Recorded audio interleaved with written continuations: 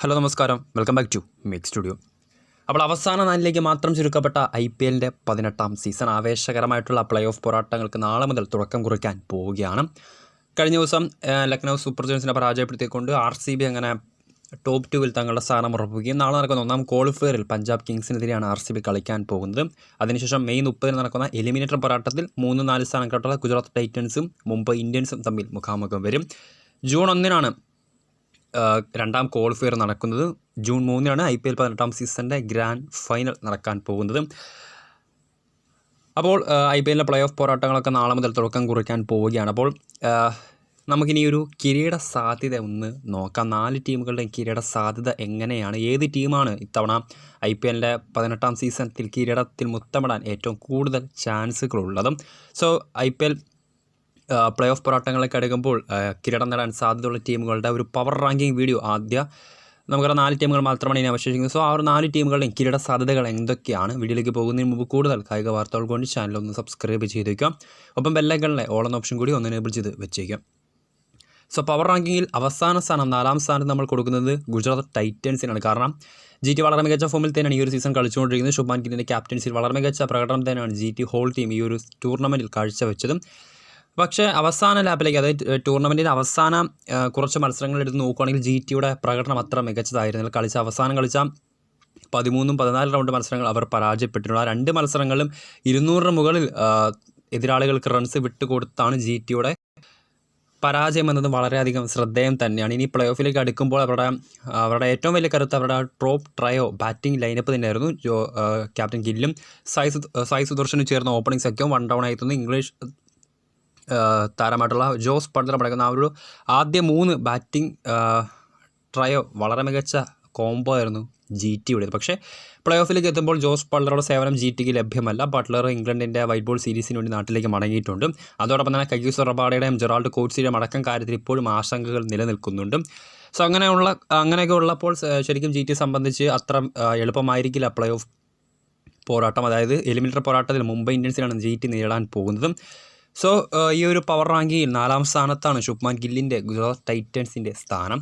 3ാം സ്ഥാനത്തേക്ക് വരുവാണെങ്കിൽ മറ്റാരുമല്ല, മുംബൈ ഇന്ത്യൻസ് ആണ്.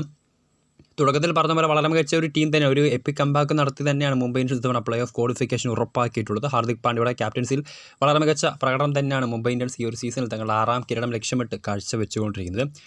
അവസാന മത്സരത്തിൽ പക്ഷേ അവർക്ക് പരാജയമായിരുന്നു വിധി. പഞ്ചാബ് കിങ്സിനോടായിരുന്നു മുംബൈ ഇന്ത്യൻസ് തോൽവി വഴങ്ങിയത്. അതിനാൽ തന്നെയാണ് 4ാം സ്ഥാനത്തേക്ക് മുംബൈ ഈ ഒരു പ്ലേ ഓഫ് റൗണ്ടിലേക്ക് എത്തുമ്പോൾ പിന്തള്ളപ്പെട്ട് പോയതും. എലിമിനേറ്ററിൽ GT ആണ് മുംബൈ ഇന്ത്യൻസിൻ്റെ എതിരാളികൾ. സോ മുംബൈയുടെ കാര്യത്തിലേക്ക് വരുവാണെങ്കിൽ ബാറ്റിങ്ങിൽ റയാൻ റിക്കൾട്ടൺ വളരെ മികച്ച പ്രകടനം പുറത്തെടുത്ത യുവതാരമാണ്. സൗത്ത് ആഫ്രിക്കൻ പ്ലെയറാണ് റയാൻ റിക്കൾട്ടൺ.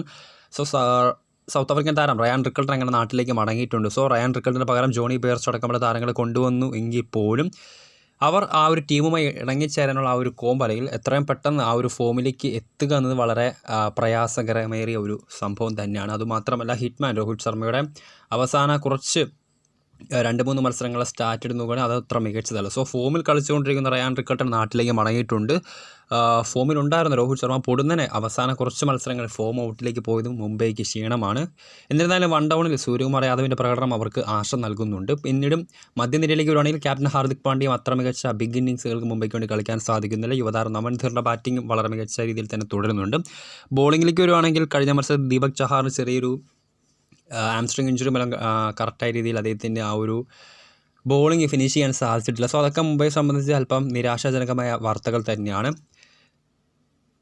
എന്നിരുന്നാലും മുംബൈക്ക് ഈ ഒരു കിരീട സാധ്യതയിൽ മുന്നിൽ തന്നെയാണ്. പക്ഷേ നിലവിൽ 3ാം സ്ഥാനത്താണ് ഈ ഒരു പവർ റാങ്കിങ്ങിൽ മുംബൈ ഇന്ത്യൻസിൻ്റെ സ്ഥാനം. 2ാം സ്ഥാനത്തേക്ക് വരുവാണെങ്കിൽ മറ്റാരുമുള്ള പഞ്ചാബ് കിങ്സ് ആണ്. ആദ്യ IPL കിരീടം ലക്ഷ്യമിട്ടിരിക്കുന്ന PBKs വളരെ മികച്ച ഒരു ടൂർണമെൻറ്റ് തന്നെയാണ്. കാരണം IPL ചരിത്രത്തിൽ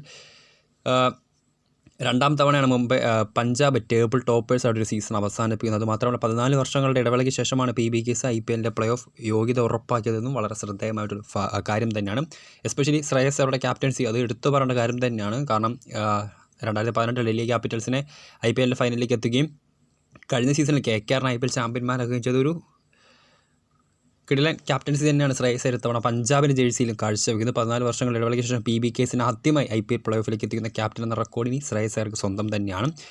പഞ്ചാബിലേക്ക് വരുവാണെങ്കിൽ അവർക്കും ചില താരങ്ങളുടെ അവൈലബിലിറ്റി തന്നെയാണ് പ്രധാനപ്പെട്ട പ്രശ്നം. എന്നിരുന്നാലും കൈൽ ജാമീസൺ അടക്കമുള്ള താരങ്ങളെ കൊണ്ടുവന്ന് അവർ ഒരു വിധത്തിൽ അവരുടെ ആ ഒരു ഫോറിൻ പ്ലെയേഴ്സിൻ്റെ അവൈലബിലിറ്റി ഒന്ന് പുനഃക്രമീകരിച്ചിട്ടുണ്ട്. ബാറ്റിങ്ങിൽ യുവതാരം പ്രയാൻ ഷാരിയുടെ പ്രഭ്സിമരൻ സിംഗിൻ്റെ ക്യാപ്റ്റൻ ശ്രേയസറുടെ അടക്കം പ്രകടനം വളരെ നിർണായകം തന്നെയാണ് PBKസിന്. RCB ഇപ്പോൾ ഒരു കരുത്തുറ്റ ടീമിനെതിരെ ക്വാളിഫയർ 1 കളിക്കാനിറങ്ങുമ്പോൾ. ബോളിങ്ങിലേക്ക് വരുവാണെങ്കിൽ ബോളിങ്ങിൽ കാര്യമായിട്ടുള്ള പ്രശ്നങ്ങൾ പഞ്ചാബിൽ നേരിടേണ്ടി വരും. കാരണം കഴിഞ്ഞ കുറച്ച് മത്സരങ്ങളിലെ ബോളിംഗ് അത്ര രീതിയിൽ പഞ്ചാബിന് ക്ലിക്കാവുന്നില്ല. ഏതാണ്ട് 200+ സ്കോർസാണ് പഞ്ചാബിൻ്റെ ബോളർമാർ കഴിഞ്ഞ കുറച്ച് മത്സരങ്ങളിലായി റൺസ് വിട്ട് കൊടുക്കുന്നതും വളരെ ശ്രദ്ധേയമായിട്ടുള്ള ഫാക്റ്റ് തന്നെയാണ്. ഇനി പവർ റാങ്കിൽ 1-ാം സ്ഥാനം മറ്റാരുമല്ല RCB റോയൽ ചലഞ്ചേഴ്സ് ബംഗളൂരു തന്നെ. ഇത്തവണ കരുത്തുറ്റ ഒരു സംഘം തന്നെയാണ് രജത് പടിത്താറിൻ്റെ റോയൽ ചലഞ്ചേഴ്സ് ബംഗളൂരു. 1-ാം ക്വാളിഫയറിലേക്ക് എത്തുമ്പോൾ RCBക്ക് ആശ്വാസ വാർത്തകൾ തന്നെയാണ്. കാരണം പരിക്ക് മാറി ക്യാപ്റ്റൻ രജത് പടിത്താർ അവരുടെ നിരയിലേക്ക് എത്തും. അതോടൊപ്പം തന്നെ കഴിഞ്ഞ മത്സരത്തിൽ ആംസ്ട്രിങ് ഇഞ്ചറി മൂലം കളിക്കാതിരുന്ന ടിം ഡേവിഡും നാട്ടിലേക്ക് മടങ്ങിപ്പോയതിനു ശേഷം തിരികെ എത്തിയ അവരുടെ star pacer leading wicket taker Josh ഹേസൽവുഡും 1-ാം ക്വാളിഫയറിൽ അല്ലെങ്കിൽ പ്ലേ ഓഫ് അടക്കമുള്ള നിർണായക പോരാട്ടങ്ങൾ RCB നിരയിലേക്ക് മടങ്ങിയെത്തും. അത് RCB സംബന്ധിച്ചൊരു പോസിറ്റീവ് ന്യൂസ് തന്നെയാണ്. അതോടൊപ്പം തന്നെ കഴിഞ്ഞ മത്സരം നമുക്കറിയാം ലക്നൌവിനെതിരെ ഒരു IPL ചരിത്രത്തിലെ ഏറ്റവും മികച്ച ഒരു റൺ ചേസാണ് RCB പൂർത്തീകരിച്ച് ഒരു പരാജയം മുന്നിൽ കണ്ട ടീമിനാണ് ജിതേഷ് ശർമ്മ അവസാന ഓവറുകൾ ആഞ്ഞടിച്ചുകൊണ്ട് RCBക്ക് വിജയമൊരുക്കിയത്.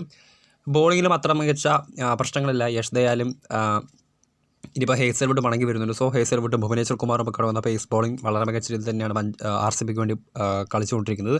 സ്പിന്നിലേക്ക് വരുവാണെങ്കിൽ പോലും സുയാഷ് ശർമ്മയുടെ ഒക്കെ അടക്കം സ്പിൻ ബോളിങ്ങും RCBക്ക് കാര്യമായിട്ടുള്ള ഒരു റിസൾട്ട് തന്നെ ഗ്രൗണ്ടിൽ നിന്ന് ഉണ്ടാക്കി കൊടുക്കുന്നുമുണ്ട്. സോ വളരെ മികച്ച പ്രതീക്ഷകൾ തന്നെയാണ് RCBക്ക്. സോ ഈ ഒരു പവർ റാങ്കിങ്ങിൽ 1-ാം സ്ഥാനം അല്ലെങ്കിൽ കിരീടം നേടാൻ ഏറ്റവും കൂടുതൽ ചാൻസ് അത് റോയൽ ചലഞ്ചേഴ്സ് ബംഗളൂരുവിന് തന്നെയാണ്. 1-ാം ക്വാളിഫയറിൽ നാളെ RCB പഞ്ചാബിനെതിരെ നേടാൻ ഇറങ്ങാൻ പോവുകയാണ്. സോ വീഡിയോ ഇഷ്ടപ്പെട്ടാൽ ലൈക്ക് ചെയ്യുക, ഷെയർ ചെയ്യുക. കൂടുതൽ വാർത്തകൾക്കായി ചാനൽ സബ്സ്ക്രൈബ് ചെയ്യുക.